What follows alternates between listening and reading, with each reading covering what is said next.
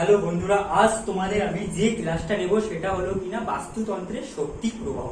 ঠিক আছে, বাস্তুতন্ত্রের শক্তি প্রবাহ কি, বাস্তুতন্ত্রের শক্তি প্রবাহের যে বিভিন্ন পর্যায় রয়েছে সেইগুলো আমরা আলোচনা করব। বাস্তুতন্ত্রের শক্তি প্রবাহের যে পর্যায়গুলো রয়েছে দেখবে তোমাদের 2017 সালে ক্লাস 11 দেখবে পড়ে গিয়েছে প্রশ্নটা। 2017 সালে কিন্তু 5 মার্কের পড়েছে।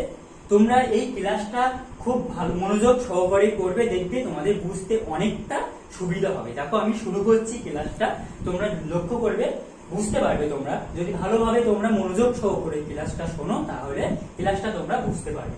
দেখো আমরা কি জানি যে সমস্ত প্রকার শক্তির উৎস অর্থাৎ বাস্তুতন্ত্রের মূল শক্তির উৎস কি জানো? বাস্তুতন্ত্রের মূল শক্তির উৎস হলো সূর্য।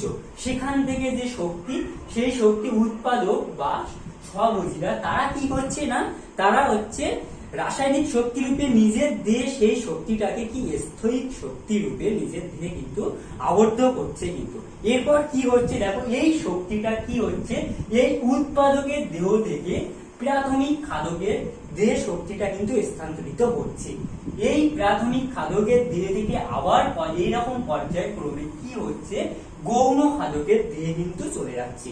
এরপর আবার গৌণ খাদক থেকে ক্রমান্বয়ে প্রগৌণ খাদকের দেহে কিন্তু শক্তিটা কিন্তু চলে যাচ্ছে। এইভাবে কি হচ্ছে, বাস্তুতন্ত্রের এই শক্তির যে একমুখী প্রবাহ তাকে আমরা কি বলছি, এই একমুখী প্রবাহকে আমরা বলছি বাস্তুতন্ত্রের কিন্তু শক্তি প্রবাহ। এটাকে আমরা কি বলছি, বাস্তুতন্ত্রের শক্তি প্রবাহ।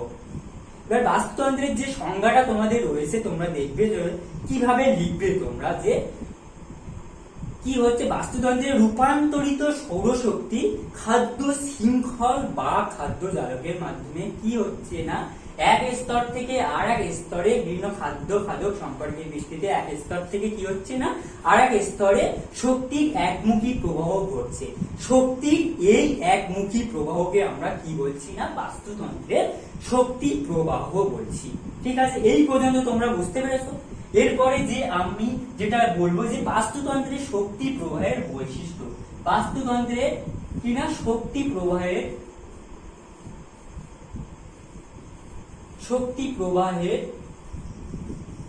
বৈশিষ্ট্য কি কি বৈশিষ্ট্য রয়েছে বাস্তুতন্ত্রের শক্তি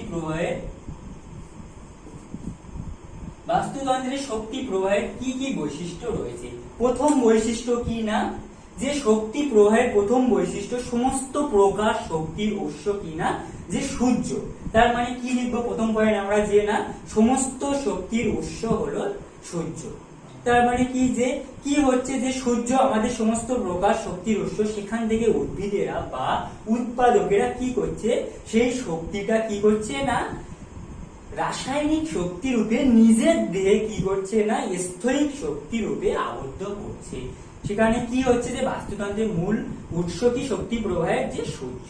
তারপরে আমরা দ্বিতীয় পয়েন্ট কি লিখবো, যে না যে বাস্তুতন্ত্রের শক্তি প্রবাহ কিন্তু একমুখী। কিন্তু কেন আমরা একমুখী বলছি দেখো তোমরা, যে উৎপাদক থেকে শক্তিটা কি হচ্ছে ক্রমান্বয়ে প্রাথমিক খাদকের দেহে কিন্তু যাচ্ছে এবং প্রাথমিক খাদক থেকে গৌণ খাদক, গৌণ খাদক থেকে প্রগৌণ খাদকে যাচ্ছে। কিন্তু তোমরা লক্ষ্য করে দেখবে যে এই প্রাথমিক খাদক কিংবা গৌণ খাদক, প্রাথমিক খাদক থেকে পুনরায় কোনোদিন সূর্য অথবা উৎপাদকের কাছে শক্তিটা ফিরে যায়, কখনো যায় না। সেই জন্য আমরা কি বলছি, বাস্তুতন্ত্রের শক্তি প্রবাহটাকে আমরা কি বলছি, একমুখী বলছি। তোমাদের কিন্তু দেখবে প্রশ্ন, অনেক সময় প্রশ্ন দেয় বাস্তুতন্ত্রের শক্তি প্রবাহ একমুখী কেন, এটা কিন্তু দেয় তোমাদের। এইভাবে তোমরা কিভাবে লিখবে সেটা, যে না যে সূর্য থেকে যে তোমার শক্তিটা উৎপাদকের দেহে স্থয়িক শক্তি রূপে আবদ্ধ হচ্ছে, সেই শক্তিটা কি হচ্ছে না প্রাথমিক খাদকের দেহে কিন্তু যাচ্ছে। প্রাথমিক খাদক থেকে আবার কি হচ্ছে গৌণ খাদক, গৌণ খাদক থেকে প্রগৌণ খাদকের দেহে কিন্তু যাচ্ছে। কিন্তু এই শক্তিটা প্রগৌণ খাদক থেকে কখনোই কিন্তু গৌণ খাদকে ফিরে আসছে না, অথবা কি হচ্ছে গৌণ খাদক থেকে প্রাথমিক খাদকে কিন্তু কখনোই ফিরে যাচ্ছে না, অথবা প্রাথমিক খাদক থেকে কিন্তু উৎপাদক অথবা মূল শক্তির উৎস সূর্য তাকে কিন্তু ফিরে যাচ্ছে না।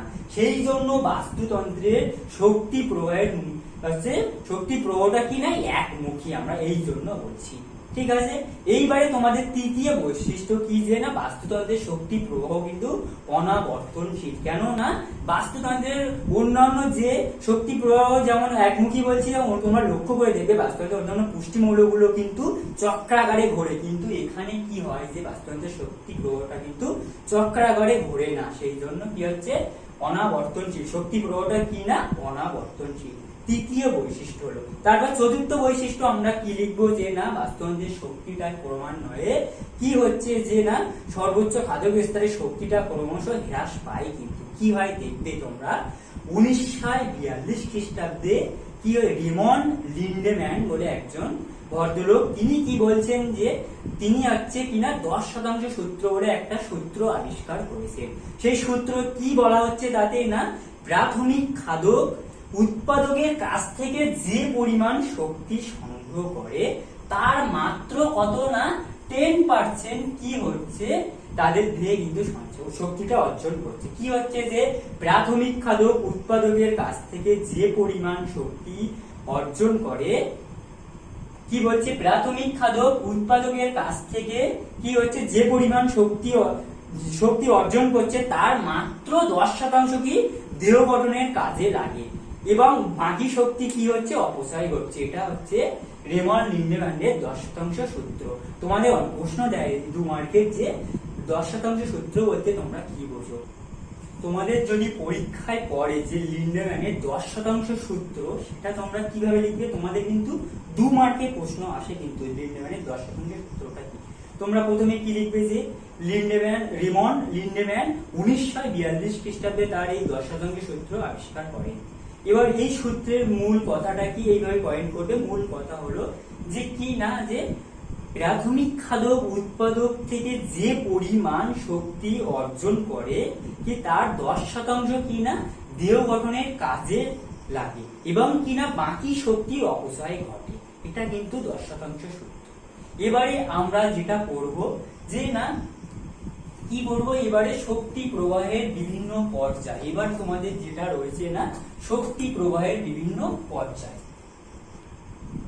শক্তি প্রবাহের বিভিন্ন পর্যায়, এটা কিন্তু 5 মার্কের প্রশ্ন আসে। এটা খুব ভালোভাবে তোমরা ক্লাসটা বুঝে নেবে, দেখবে তোমরা নিজে থেকে লিখতে পারবে তখন যে প্রথমে কি শক্তির অর্জন, ঠিক আছে, তারপরে শক্তির ব্যবহার, 3 হচ্ছে শক্তির স্থানান্তর। বাস্তু বলছে শক্তি প্রবাহের বিভিন্ন পর্যায়ে, তবে কি হলো যে না শক্তির অর্জন, শক্তির ব্যবহার আর শক্তির স্থানান্তর। এবারে আমরা কি জান প্রথমে আমরা কি লিখবো না শক্তির অর্জন। শক্তির অর্জনটা কি সেটা আমাদের জানতে হবে। শক্তির অর্জন প্রথমে আমরা কি জানি যে বাস্তুতন্ত্রের শক্তি প্রয়োগের মূল শক্তির উৎস কি না সমস্ত প্রকার শক্তির উৎস হলো সূর্য। এই সূর্য হচ্ছে কি হচ্ছে এই সূর্য থেকে যে আগত শক্তি, সেই আগত শক্তির পরিমাণ কত, আগত শক্তি 12.3 into 10⁻22 কিলো ক্যালোরি।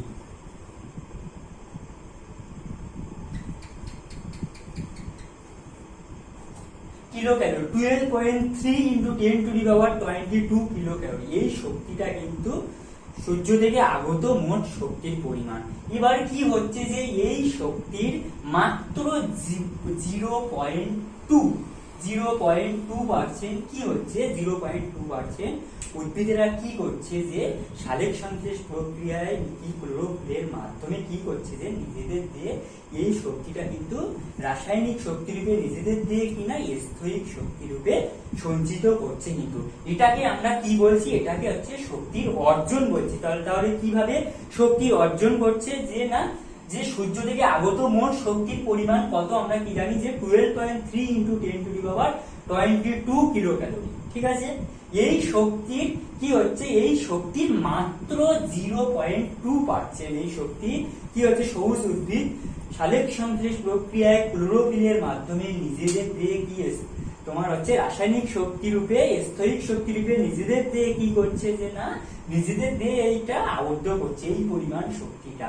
এই শক্তিকে আমরা কি বলছি না এই শক্তিকে আমরা বলছি যে না শক্তির অর্জন বলছি। এটাকে আমরা কি বলছি শক্তির অর্জন। এবারে যে সবুজ উদ্ভিদের যে সবুজ উদ্ভিদের কি হচ্ছে যে পরিমাণ এই শক্তির নিজেদের দিয়ে যে পরিমাণ শক্তির সংবর্ধন ঘটছে, যে শক্তিটার সংবর্ধন ঘটছে সবুজ উদ্ভিদের মধ্যে, সেই শক্তিটাকে আমরা কি বলছি, জিপিপি বলা হচ্ছে। সেই শক্তিটাকে কি বলা হচ্ছে, জিপিপি বলা হচ্ছে, বা মোট প্রাথমিক উৎপাদন বলা হচ্ছে। কি না, জিপিপি বা মোট প্রাথমিক উৎপাদন। এই জিপিপি ফুল ফর্ম কি, gross primary production. Gross primary production, gross primary production অর্থাৎ কি, জিপিপি বলা হচ্ছে যে গ্রস প্রাইমারি প্রোডাকশন বলা হচ্ছে, যে শক্তি কি হচ্ছে, উদ্ভিদ দিয়ে যে পরিমাণ শক্তি সংবর্ধন ঘটছে সিলেকশন প্রক্রিয়ার মাধ্যমে, সেই শক্তি, সেই মোট শক্তিটাকে আমরা কি বলছি, জিপিপি বলছি। তোমাদের 1 নম্বর এসএকিউ প্রশ্ন আসে কিন্তু, জিপিপি কি, এটা আসে কিন্তু। Gross primary production full form মনে রাখবে। তাহলে সংজ্ঞা কি লিখবে, যে উদ্ভিদে কি হচ্ছে, যে উদ্ভিদ দিয়ে যে পরিমাণ সিলেকশন প্রক্রিয়ার পর নিজেদের দিয়ে যে পরিমাণ শক্তি সংবর্ধন ঘটছে তাকে জিপিপি বলা হচ্ছে, মোট প্রাথমিক উৎপাদন বলা হচ্ছে, বা গ্রস প্রাইমারি প্রোডাকশন আমরা বলছি। এবারে আমরা কি করব, শক্তির ব্যবহার।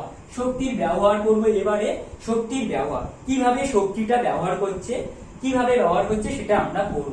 এরপরে দেখো শক্তিটা কিভাবে ব্যবহার করছে, উদ্ভিদেরা কি করছে না, তাদের এই যে মোট শক্তিটা উৎপাদন করছে অর্থাৎ জিপিপি রূপে যে শক্তিটা রয়েছে, সেই শক্তি থেকে কি তাদের যে বিভিন্ন শারীরবৃত্তীয় ক্রিয়া, কি শারীরবৃত্তীয় ক্রিয়া, যে শ্বসন প্রক্রিয়া, তারপরে কি হতে পারে রেশন প্রক্রিয়া, এর মাধ্যমে কিছু পরিমাণ শক্তি কি হচ্ছে, অপচয় ঘটছে। কিছু পরিমাণ শক্তি কি হচ্ছে, অপচয় হচ্ছে। এবং সেই উদ্ভিদে যে বাকি যে মোট শক্তিটা রয়েছে তাকে কি বলা হচ্ছে, এরপরে এই সমস্ত শক্তিটা বিয়োজন করার পর বা শারীরবৃত্তীয় প্রক্রিয়ায় কি হচ্ছে, বিয়োজিত করার পর তাদের দেহে যে শক্তিটা রয়েছে অর্থাৎ তাকে আমরা কি বলছি, এনপিপি বলছি। তাকে আমরা কি বলছি, এনপিপি বলছি, অর্থাৎ নিট প্রাইমারি প্রোডাকশন। এর ফুল ফর্ম কি, net primary production. Net primary production বলছি আমরা একে। কি বলছি, নিট প্রাইমারি, অর্থাৎ কি, মোট অর্জিত শক্তি, মোট অর্জিত শক্তি, প্রকৃত অর্জিত শক্তি বলছি আমরা। কি বলছি, নিট প্রাইমারি প্রোডাকশন, অর্থাৎ বাংলা কি, যে প্রকৃত অর্জিত শক্তি। এটা তাদের দিয়ে কিনা বিভিন্ন শারীরবৃত্তীয় ক্রিয়ার পর, বিভিন্ন শারীরবৃত্তীয় প্রক্রিয়া সম্পূর্ণ করার পর তারা এই পরিমাণ শক্তিটা তাদের দিয়ে সঞ্চিত থাকে। তাহলে শক্তির ব্যবহার কিভাবে হচ্ছে বুঝতে পেরেছো। এইবারে কি হচ্ছে, শক্তির স্থানান্তর। কিভাবে শক্তির স্থানান্তর হচ্ছে দেখো তোমরা। শক্তির স্থানান্তর আমরা কি বলবো, যে সমস্ত প্রকার শক্তির উৎস কিন্তু সূর্য। আমরা আগেই জেনে এসেছি যে বাস্তুতন্ত্রের শক্তি প্রয়োগ মূল শক্তির উৎস হচ্ছে সূর্য। কি হচ্ছে, সেই শক্তিটা কি হচ্ছে, যে উদ্ভিদ দেহ কি হচ্ছে, তাদের দেহে রাসায়নিক শক্তি রূপে কি করছে, নিজেদের দেহে স্থৈতিক শক্তি রূপে আবদ্ধ করছে কিন্তু এই শক্তিটা। এরপরে কি হচ্ছে, সেই শক্তিটা কি হচ্ছে না, সেই শক্তিটা কি হচ্ছে, যে প্রাথমিক বলছে উৎপাদকের দেহ থেকে প্রাথমিক খাদকের দেহ, এবং প্রাথমিক খাদকের দেহ থেকে গৌণ খাদকের দেহ, এবং গৌণ থেকে প্রগৌণ খাদকের দেহ কিন্তু শক্তিটা স্থানান্তরিত হচ্ছে। কার সূত্র অনুসারে স্থানান্তরিত হচ্ছে আমরা আগেই জেনেছি, যে রেমন্ড লিন্ডেম্যানের 10% সূত্র অনুযায়ী কিন্তু এই শক্তিটা কিন্তু স্থানান্তরিত হচ্ছে। কি হচ্ছে, যে সূর্য থেকে প্রথমে কার দেহে, উৎপাদকে, সূর্য থেকে প্রথমে শক্তিটা কি, উৎপাদকের দেহে কি হচ্ছে, শক্তিটা সঞ্চিত হচ্ছে। তারপরে কি হচ্ছে, গৌণ খাদকের দেহে গৌণ, তারপরে হচ্ছে প্রগৌণ, তারপরে উৎপাদকের পর প্রাথমিক, তারপরে কি হচ্ছে না গৌণ, তারপরে হচ্ছে প্রগৌণ। এই যে একটা এখানে ইন্টারেস্টিং যে ব্যাপারটা রয়েছে, উৎপাদকের কাছ থেকে যে পরিমাণ শক্তিটা প্রাথমিক খাদকের দেহে যাচ্ছে, সেই শক্তি উৎপাদকের দেহে যা শক্তি ছিল সব শক্তি কিন্তু যাচ্ছে না, মাত্র কত 10% কিন্তু এই প্রাথমিক খাদকে যাচ্ছে, কিন্তু শক্তিটা 10%, মানে রেমন্ড লিন্ডেম্যানের সেই 10% সূত্র অনুসারে যাচ্ছে, যে কত, যে মাত্র 10% শক্তিটা কিন্তু প্রাথমিক খাদকের দেহে যাচ্ছে। আবার এই প্রাথমিক খাদকের থেকে সমস্ত শক্তি কিন্তু গৌণ খাদকের দেহে কিন্তু যাচ্ছে না, তার 10% মাত্র যাচ্ছে কিন্তু এখানে। এই করে আবার গৌণ খাদকের দিয়ে ঠিক একইভাবে এই প্রক্রিয়াটা সম্পূর্ণ হচ্ছে। একে আমরা কি বলছি? শক্তির স্থানান্তর বলছি। এই প্রক্রিয়াকে আমরা বলছি শক্তির স্থানান্তর। এবারে দেখো যে এবারে কি হচ্ছে যে কত উৎপাদকের দিয়ে যদি থাকে, উৎপাদকের দিয়ে ধরো 5000 কিলো ক্যালোরি, 5000 কিলো ক্যালোরি শক্তি যদি সম্পূর্ণ থাকে, এখানে কি হবে? মাত্র এই এখান থেকে মাত্র 500 কিলো ক্যালোরি শক্তিটা এদের দিয়ে যাবে। তারপরে গৌণ খাদকের দিয়ে মাত্র 50 ক্যালোরি, 50 কিলো ক্যালোরি শক্তিটা যাবে। তারপরে কি হচ্ছে না, এখান থেকে প্রগৌণ মাত্র 10% সূত্র অনুযায়ী 5 কিলো ক্যালোরি শক্তিটা যাচ্ছে। এই হচ্ছে কিনা বাস্তুতন্ত্রের কি হচ্ছে শক্তি প্রবাহের বিভিন্ন পর্যায়। এটা এইভাবে যদি তোমরা সহজভাবে বুঝে নিতে পারো, তাহলে তোমাদের ক্লাসটা খুব মানে তোমাদের মধ্যে বুঝতে অনেকটা সুবিধা হবে। তাহলে এইখানেই কিন্তু আমি ক্লাসটা শেষ করছি। তোমরা খুব